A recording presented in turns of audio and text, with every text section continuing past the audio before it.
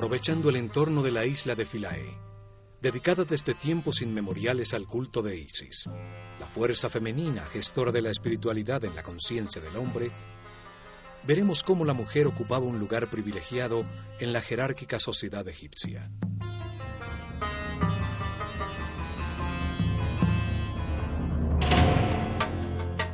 El universo egipcio estaba basado en la pareja, lo masculino y lo femenino, iguales entre sí, responsables de generar el orden en medio del caos, de hacer cada vez más perfecto el mundo, para luego mantenerlo eternamente.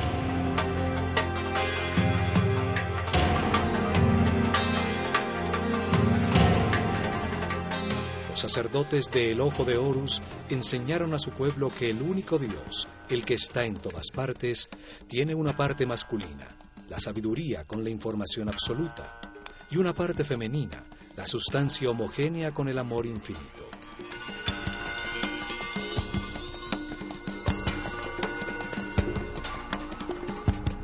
En lo más alto de su ordenado mundo divino, Atum, como llamaban al único Dios, a la sabiduría absoluta cuando aún no había manifestado el universo, ya tenía una parte femenina llamada Nun, la sustancia virginal, la materia indiferenciada y homogénea, las aguas primigenias, el amor infinito. Atum y Nun, la pareja original que se encontraba en reposo, activa su voluntad divina, terminando el equilibrio existente, y al hacerlo, se transforman en Ta y Sekhmet. El mismo único Dios, pero ahora con características distintas, pues su propia voluntad lo puso en movimiento. Ta, la parte masculina del único Dios, emite información creadora. Y Sekhmet, la parte femenina, la gesta en su sustancia de amor, manifestándose el Fiat Lux, la energía y la sustancia radiante en movimiento.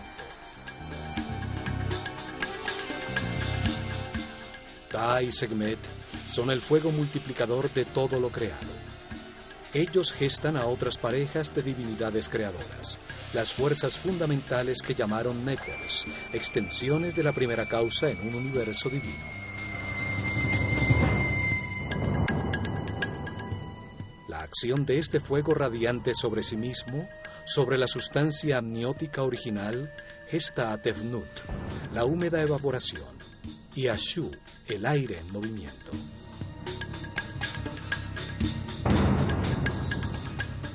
Esta pareja de divinidades, Tefnut y Shu, el vapor y el aire en movimiento, ayudan a diferenciar al espíritu original, densificándolo, haciendo que se materialice con su accionar, gestando a una nueva pareja, Heb, la tierra, y Nut, el cielo. Así se crean los mundos diferenciados en el espacio, los reinos minerales en forma de soles y planetas, sistemas solares y galaxias.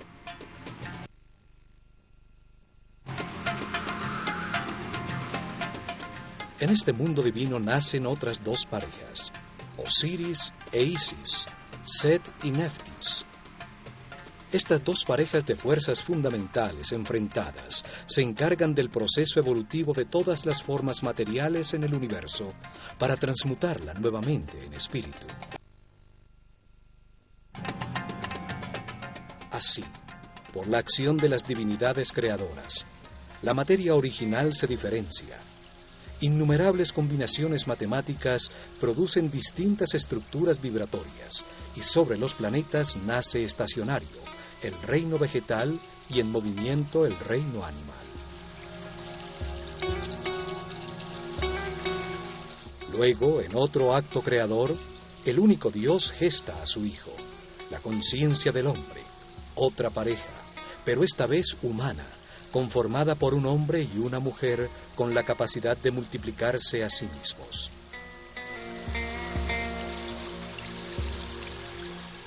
Al realizar este acto, Ta y Sekhmet, la pareja que crea al universo, se transforma en Amon y Mut, el principio masculino y femenino del único Dios cuando crea al hombre.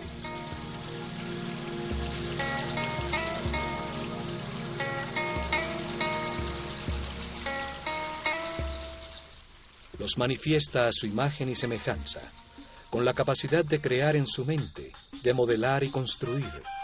Les da el libre albedrío para que al comprender los resultados de sus decisiones se hagan sabios en un proceso evolutivo que toma muchas vidas.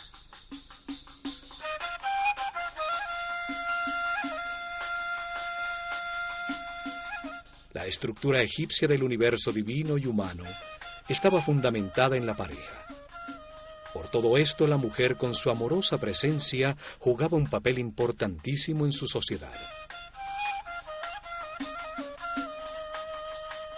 Desde la reina de Egipto que gesta al faraón, las sacerdotisas dedicadas al culto de Isis o Hathor, hasta la humilde madre del más sencillo trabajador, eran respetadas y consideradas.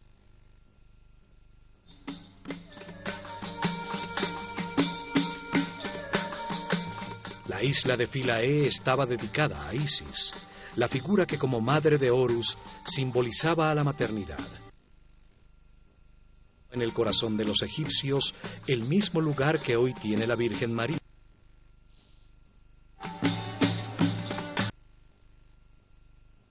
Después de miles de años, aún sobreviven cientos de sus esculturas.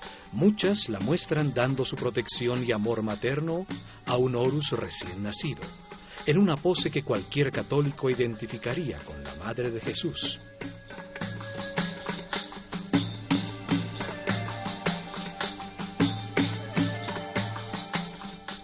La isla albergó las iniciadas y sacerdotisas dedicadas a su culto en una sociedad igualitaria. Cientos de mujeres llamadas Hembed-Neter eran encargadas del entrenamiento musical, los cantos, bailes y el toque del sistro durante los rituales en todos los templos de Egipto.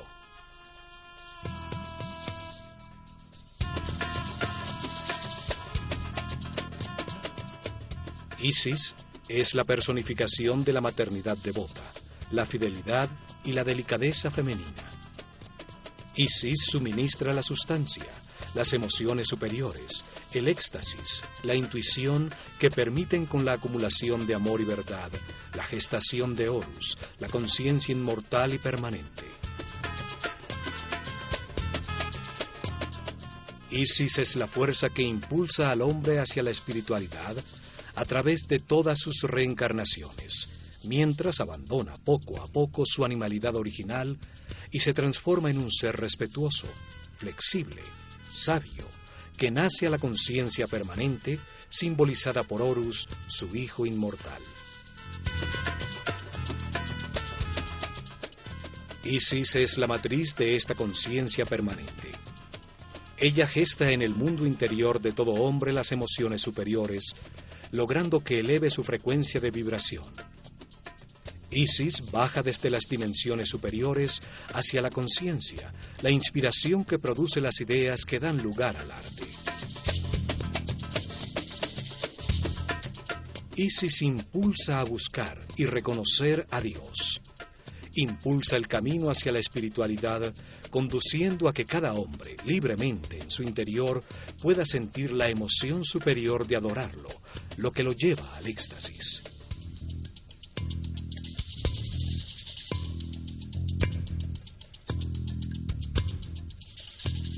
A esta fuerza maternal del universo fue dedicada la isla de Philae, una isla de granito en el centro del Nilo, situada inmediatamente después de la primera catarata, al norte de Nubia, en la frontera entre el reino egipcio y el reino cushita.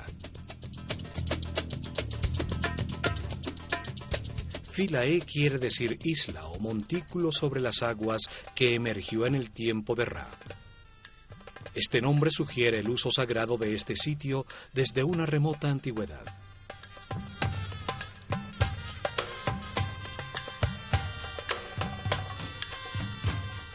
Durante miles de años, los hermosos templos allí ubicados sirvieron como punto multiplicador de la cultura, la religión y el arte egipcios hacia Nubia y Sudán.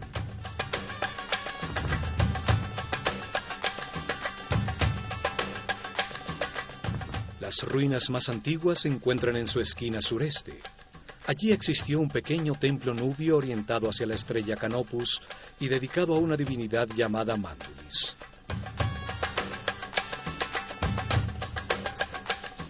El templo es destruido en alguna de las antiquísimas guerras egipcio-nubias. Y al lado de sus ruinas, los nubios construyen otro templo dedicado a Ares Nufis. Así llamaban ellos a Osiris, el compañero de Isis. Los egipcios toman control de la isla y construyen un primer templo dedicado a Isis. En el año 1250 a.C., Ramsés II dejó una estela en la que afirma haberlo reconstruido. El faraón Taharka hace lo mismo en el año 680 a.C. Y 120 años después, en el año 560 a.C., el faraón Amasis ordena tallar las figuras de su pílono.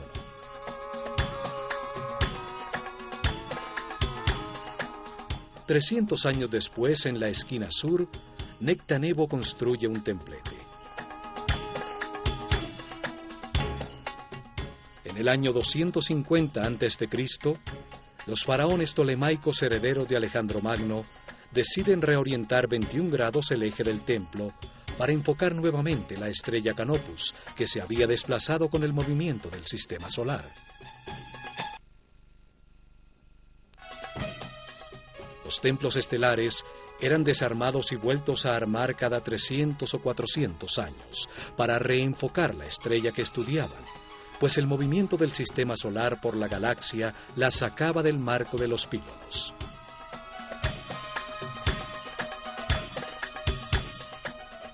El templo debía haber sido movido en su totalidad para acomodarse al nuevo eje.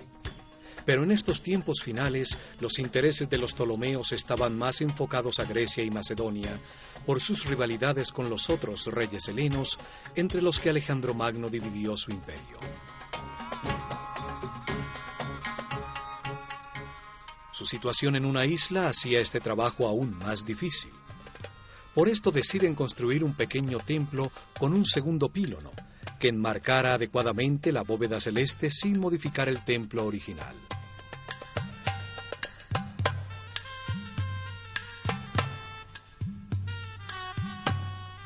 Alejandría se había convertido en la capital de Egipto y el griego en su idioma oficial. En el año 31 a.C., Cleopatra VII fue derrotada en la batalla de Actium, y con su suicidio Egipto cayó en manos de Octavio, quien se convirtió en Augusto, el primer emperador romano.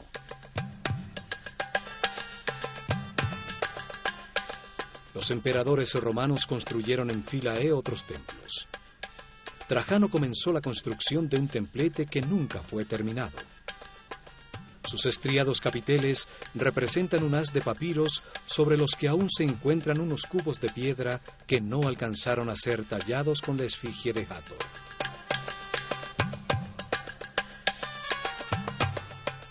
Philae fue uno de los últimos sitios en todo Egipto donde permanecieron sacerdotes dedicados al antiguo culto. Desde allí surgieron las sectas gnósticas, que más tarde con nombres como Rosacruces, Masones e Illuminatis conservarían en secreto los conocimientos egipcios. En el año 553 después de Cristo, la isla, uno de los últimos bastiones del llamado paganismo egipcio, fue dedicada a San Estefan y a la Virgen María por decreto del emperador Justiniano.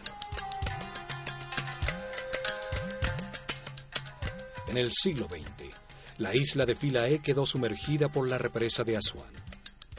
Con fondos de la UNESCO, el templo y las otras construcciones sobre ella fueron desarmadas pieza por pieza y reconstruidas en la isla de Agilkia, a la que se le dio la forma de la isla original.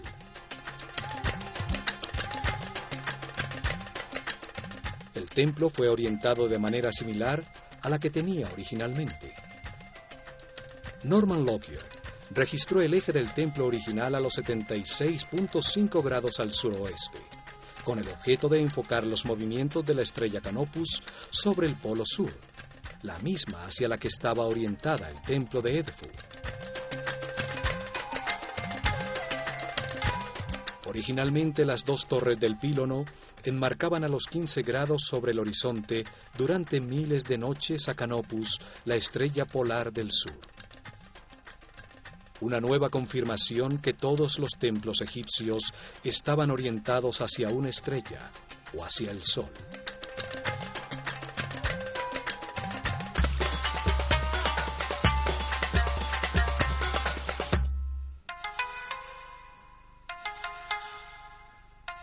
Al arribar desde el Nilo, se divisa la imponente construcción, los 2 pílonos que conforman el gran patio interior y la extensa columnata que forma el patio hipóstile que termina frente al templete de Nectanebo.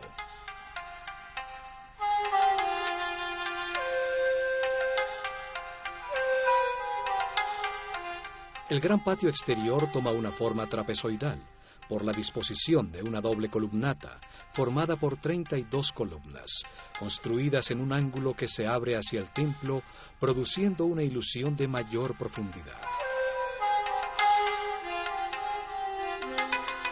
Las columnas y un larguísimo muro que tiene a distancias regulares una serie de ventanas que dan al Nilo, forman un sombreado ambulatorio.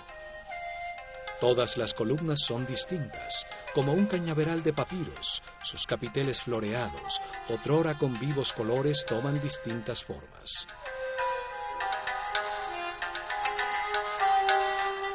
Las mujeres se iniciaban como sacerdotisas en los templos dedicados al culto de las divinidades femeninas, como Isis o Hathor. En ellos formaban a las responsables de la música y la danza, que acompañaban a los rituales en todos los templos de Egipto.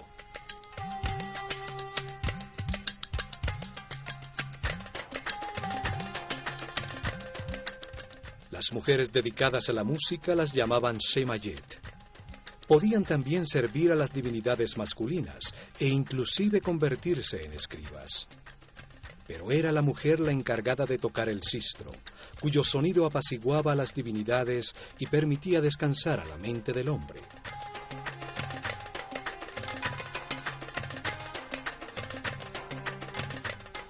Las sacerdotisas dedicadas a Hathor, la divinidad que representa a la sexualidad femenina, el amor, la música, la danza, cuyos festivales eran de embriaguez, el origen de las fiestas dedicadas a Baco, cumplían otras funciones sociales. Ellas traían la fertilidad y enseñaban a los hombres que iban a contraer matrimonio las artes del amor, para que aprendieran cómo complacer a su futura esposa.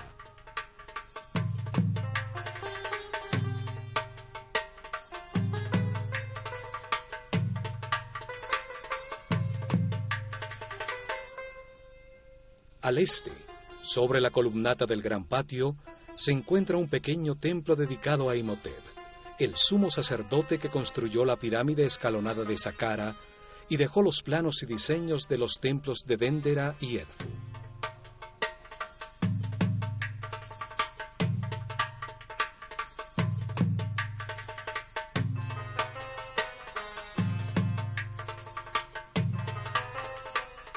En este primer pílono, como en la mayoría de los templos, aparece tallada la figura del faraón, en este caso Ptolomeo XII, que golpea con su vara de poder a los llamados 9 enemigos de Egipto.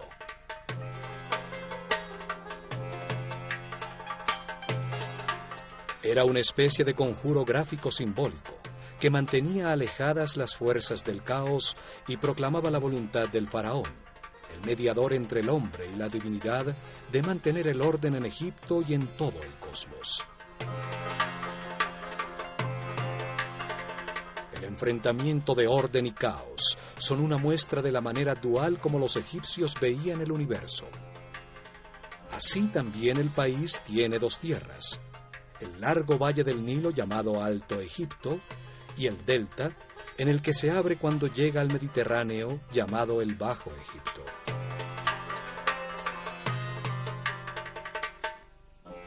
El faraón unificaba esa dualidad. Portaba 2 coronas para indicar su dominio sobre esas 2 tierras. Así también unía lo humano con lo divino, pues su cuerpo era considerado el molde que contenía el Ka real, un espíritu encargado de Egipto que reencarnaba de Faraón en Faraón.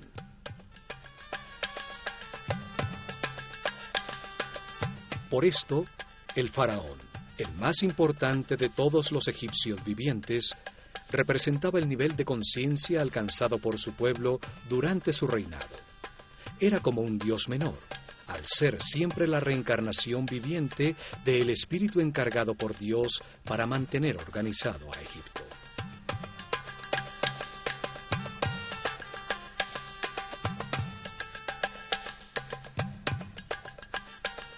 El nuevo pílono tiene 2 mástiles, donde ondeaban las banderas. Sus 2 torres debieran ser simétricas, unidas por un pórtico. Sin embargo, aquí en Philae, la torre izquierda tiene una puerta que accede directamente a la capilla de los nacimientos.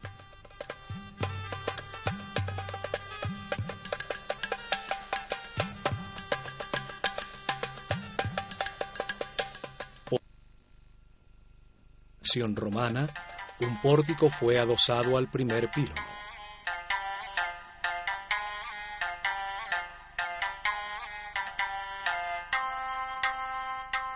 En esta capilla se celebraba el nacimiento de las divinidades y de sus hijos como Horus, la maternidad de Isis en las fechas en que Sirio, su personificación en el cielo, reaparecía anunciando el año nuevo, el solsticio de verano y el desbordamiento del Nilo.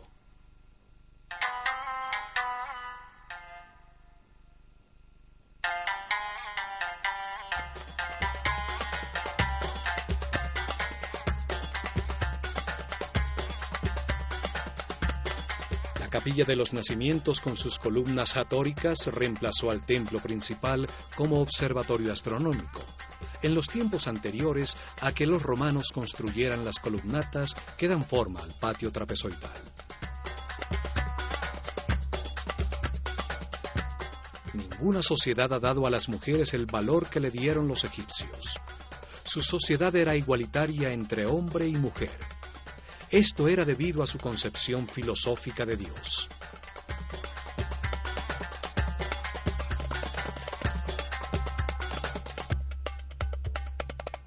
Las mujeres tenían los mismos derechos que los hombres a la propiedad de la tierra, a comprar y vender, e inclusive a demandar acciones legales. Sin embargo, nunca hubo ninguna mujer en la rama administrativa. Eran los hombres los encargados del mantenimiento del orden. Era el faraón el que gobernaba y eran hombres los oficiales que administraban el imperio.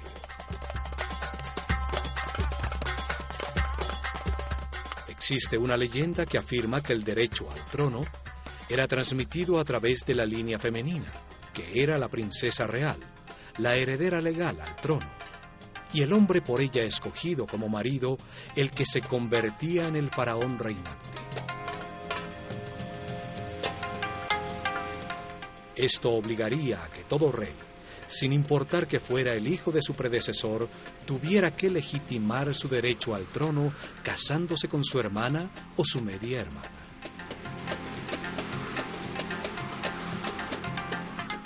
Sin embargo, no existe una línea directa de herederas que confirme esta leyenda. Se sabe que los faraones eran polígamos y que las esposas principales de Tutmosis III, Amenhotep II y III no eran de familia real.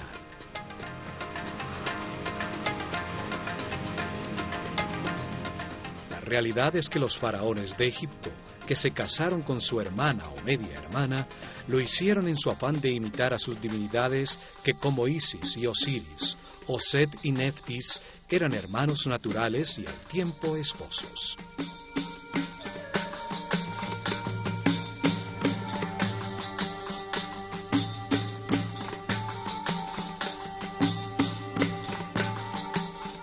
Al casarse con su hermana o con su hija, el faraón se apartaba de sus súbditos, que nunca se casaban así, y se colocaba en el nivel de las divinidades, reafirmando su derecho divino a reinar.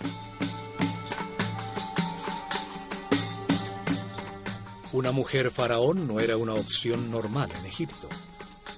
La faraona Hatshepsut llega al trono como regente de su hijastro Tutmosis III, hijo de su esposo y medio hermano Tutmosis II, con otra mujer. Una vez en el poder, Ella se viste como hombre y adopta el poder del faraón.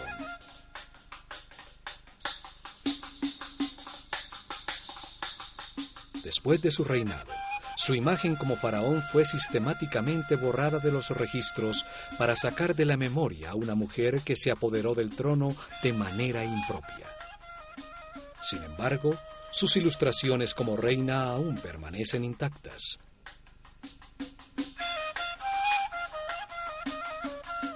En solo 4 ocasiones de los 300 reinados, las mujeres se convirtieron por poco tiempo en faraonas de Egipto por causas extraordinarias y como último recurso de sus familias para tratar de conservar el orden.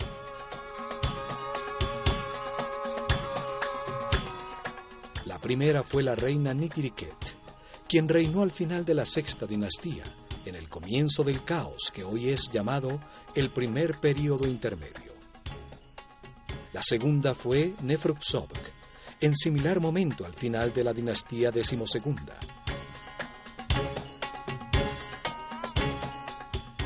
La tercera fue Tausret, quien reinó después del caos que causó Moisés con las 10 plagas, al morir ahogado cruzando el Mar Rojo su esposo Seti II. Y la cuarta fue Cleopatra, al asesinar a su hermano, antes de que Egipto se convirtiera en provincia romana. Todas tenían en común que eran las reinas de Egipto por su matrimonio con el faraón, y que llegan al trono cuando éste muere en circunstancias extraordinarias.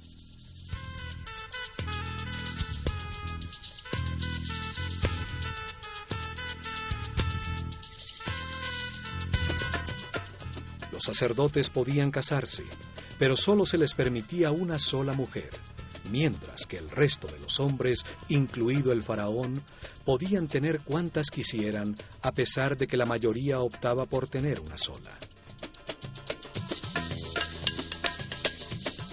En Egipto existía la separación legal en el caso de que el matrimonio fracasara.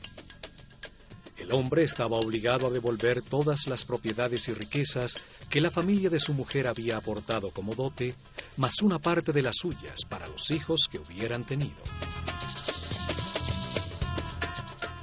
Para ello, solo tenían que pronunciar ante testigos de las 2 familias y del sacerdote del templo que les correspondía la siguiente fórmula: yo me separo de ti como esposa o esposo y me alejo de ti para siempre.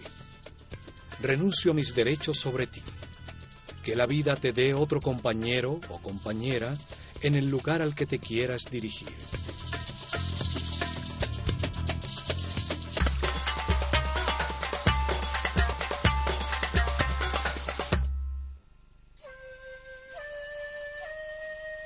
Al cruzar el nuevo pílono se llega a lo que fue el patio del peristilo, ahora conformado por la fachada original del templo, el ambulatorio derecho con sus 10 columnas, y en el lado izquierdo la nueva capilla de los nacimientos.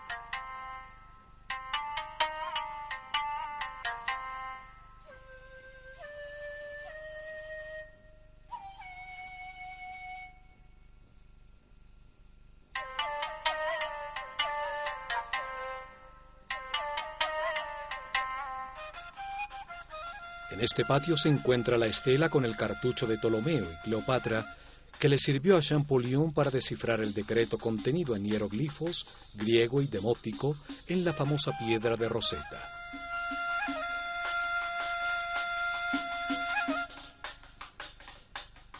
El decreto obligaba a rendir culto a la persona del faraón. Como es interesante para entender los tiempos de los Ptolomeos cuando se restauró este templo, lo resumiremos a continuación.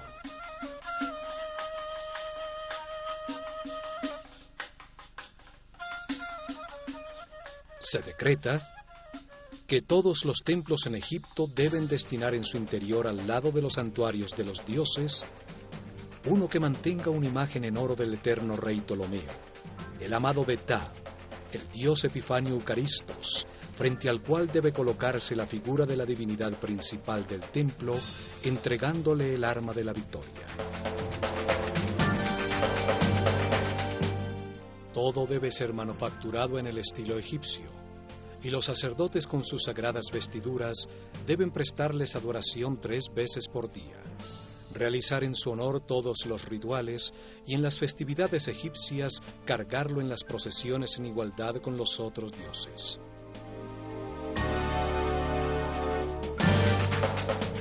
Para los sacerdotes egipcios, el hombre es un animal, hasta cuando puede controlar conscientemente las conductas automáticas generadas por el instinto. Las reacciones automáticas del instinto permiten a los animales y al hombre ignorante generar, mantener y defender la vida.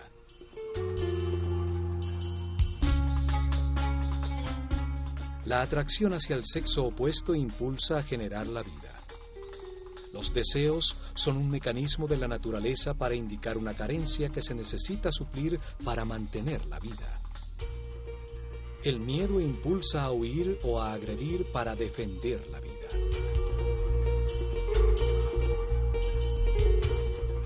Los iniciados aprendían que los instintos desbocados son una limitante para la realización espiritual superior.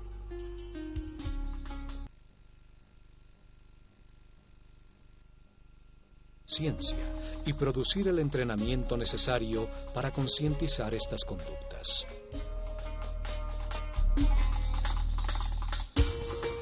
El instinto de agresión era controlado en templos como Komombo.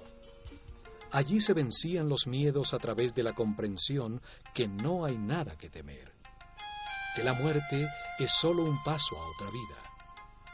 Se aprendía que el miedo solo gasta la energía vital, la que se necesita para lograr la paz interior.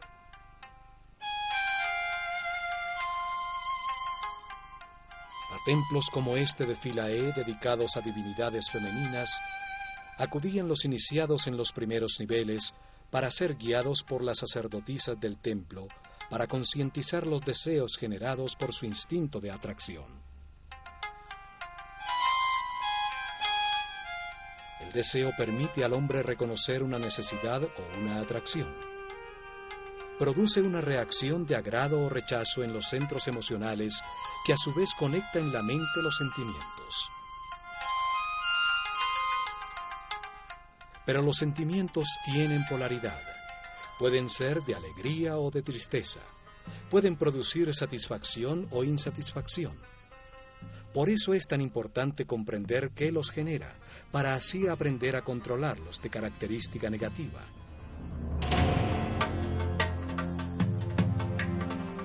Los sentimientos negativos generan apatía, agotan la energía vital y esclavizan al hombre en las bajas frecuencias de vibración. Los egipcios creían que el camino evolutivo comienza con el control de los centros inferiores, al hacer conscientes las conductas automáticas.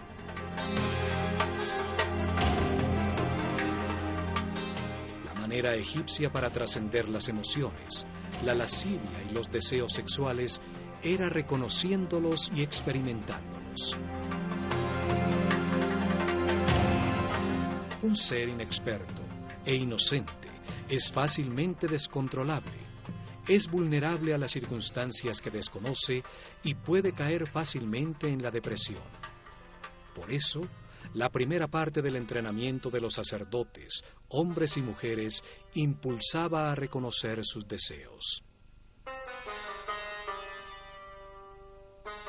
Así aprendían que al activar a través del amor y la comprensión los centros inferiores y los sentimientos, el resultado para la mente es siempre de paz, armonía y felicidad. El templo era considerado por los sacerdotes como un modelo del mundo en el momento inicial de la creación. En ese momento Dios manifestó el universo, emergiendo un montículo de tierra de las aguas del caos, de manera similar a lo que sucedía cuando las aguas desbordadas del Nilo se replegaban todos los años, permitiendo que el Dios creador apareciera, trayendo nueva vida al país. El acceso a través de una escalinata hace que el santuario se convierta en el montículo de la creación, donde Isis, la deidad de este templo, se manifestaba dentro de la estatua que la personificaba. Al ascender al interior, se llega a un pequeño patio rodeado de columnas, ubicado en el centro del llamado Salón de la Vida. Un salón hipóstile con altísimas columnas. El salón hipóstile frente a los espacios interiores del templo representa el pantano en el montículo original de la creación, donde crecen las plantas y papiros simbolizados por las columnas del templo. El espacio central, abierto, hacía las veces de capilla pura, donde las figuras simbólicas eran expuestas a la luz del sol para que en un antiquísimo ritual renovaran su energía.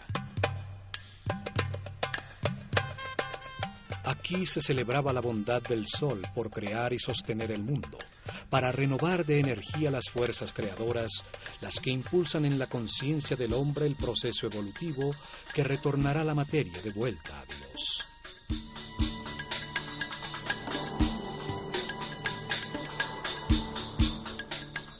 Los muros de este espacio están tallados para mostrar cómo entendieron el universo.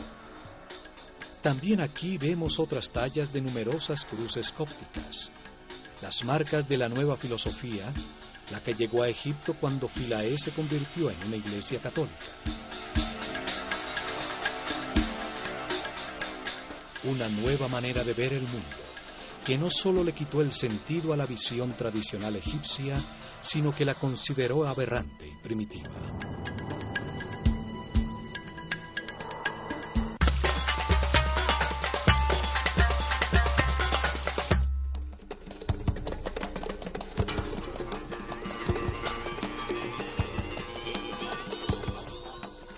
El Salón de la Vida, o Per Ankh, sirvió como un scriptorium donde se escribían, copiaban, editaban y almacenaban los textos sagrados.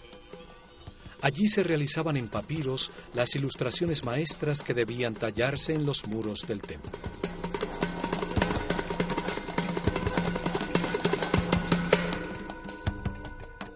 También en estos salones de la vida, en todos los templos de Egipto, se realizaron los papiros con las copias del libro de los muertos utilizadas en sus ritos funerarios. La Casa de la Vida era el centro de enseñanza del templo. Teología, arte, ritualidad, magia, astronomía y medicina eran estudiados aquí.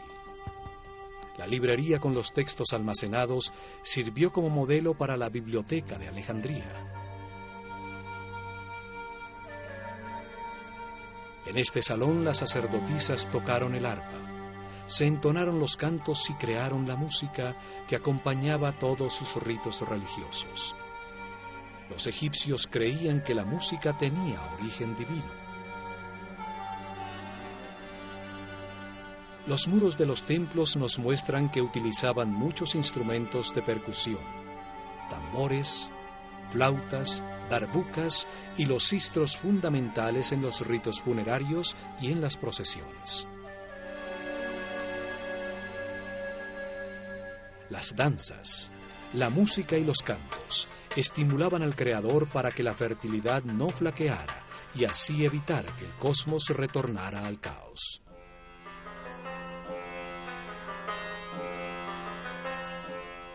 Las sacerdotisas también se encargaban de cuidar a los enfermos que llegaban a los sanatorios del templo en busca de la ayuda y del conocimiento de los sacerdotes. La música era utilizada como instrumento de sanación espiritual y material, y las notas musicales eran utilizadas como medida entre la Tierra y los planetas. Al danzar se adoraba a Dios, la fuerza del amor, la felicidad, el baile y la música.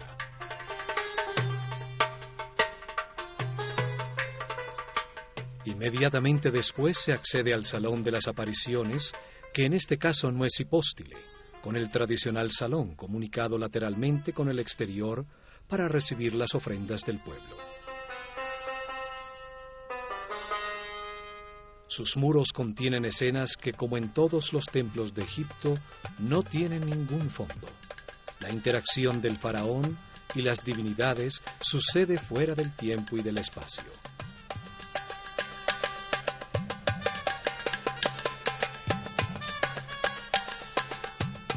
El templo era el escenario donde se representaron de manera dinámica los distintos rituales, en medio del sonido musical de las voces e instrumentos, el recitar de las palabras rituales, el olor del incienso, en homenaje a la divinidad, para lograr su apoyo en la continuidad del universo organizado.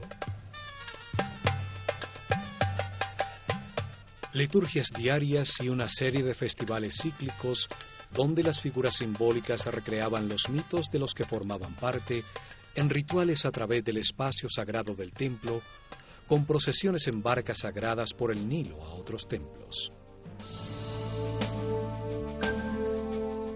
Las partes que conformaban el templo eran sobre todo funcionales, demostraban la manera como entendían el universo los sacerdotes egipcios.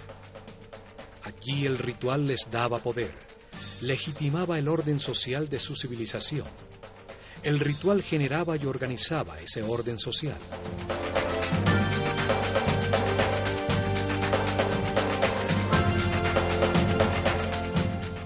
Luego se llegaba a la cámara de las ofrendas. En su lado izquierdo estaba el salón de la barca de oro, utilizada para portar la imagen sagrada en las procesiones y festivales. Desde la antecámara, una larga escalera recta conducía a la azotea del templo, donde se realizaron las ceremonias y los registros de los cielos como en los otros templos de Egipto.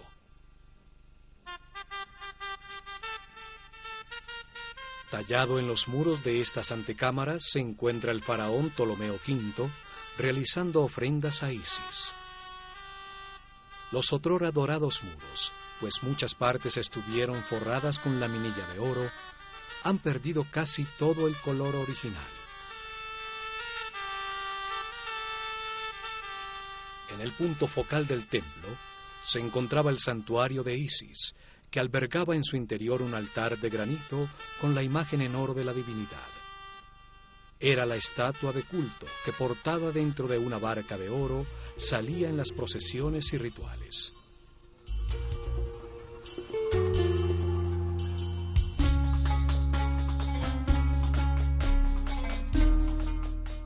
Isis, la Virgen Madre egipcia, que gesta a Horus de manera inmaculada, porta sobre su cabeza la forma de un trono, una silla simbólica sobre el chakra de la corona, sobre la que se sentará la conciencia permanente de todo hombre a reinar eternamente.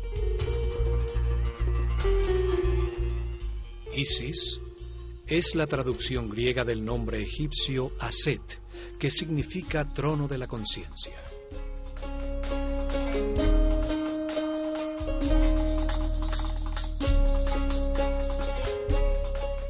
Muchas veces es representada con un buitre sobre su cabeza, sobre el que se apoyan unos cuernos de vaca que encierran un disco dorado. El buitre vuela dedicado por entero a sus crías, transforma en su interior las sustancias en descomposición, convirtiéndolas en alimento, en nueva vida.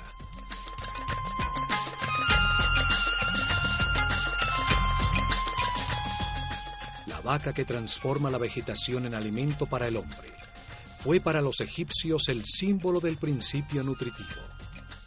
Sus cuernos tienen la forma de la luna en creciente.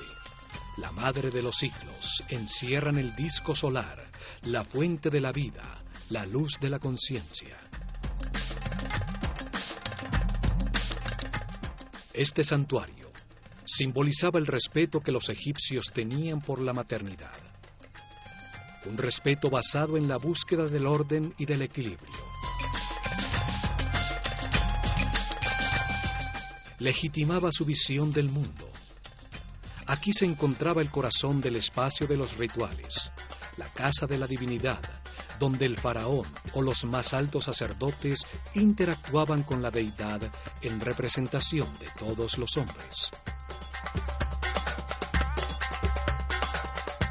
Las imágenes talladas de la deidad le permiten volver a vivir en la mente de todos los que actualmente la observan, hacer que participen simbólicamente en sus ritos y compartan sus ofrendas.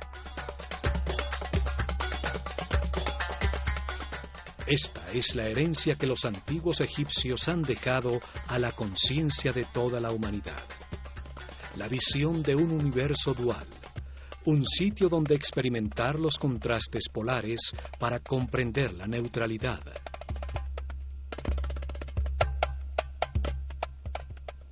Una escuela diseñada por Dios de manera perfecta para transformar en muchas reencarnaciones a un inocente en un sabio, a un animal en un superhombre, gracias a la experiencia adquirida con sus propias decisiones.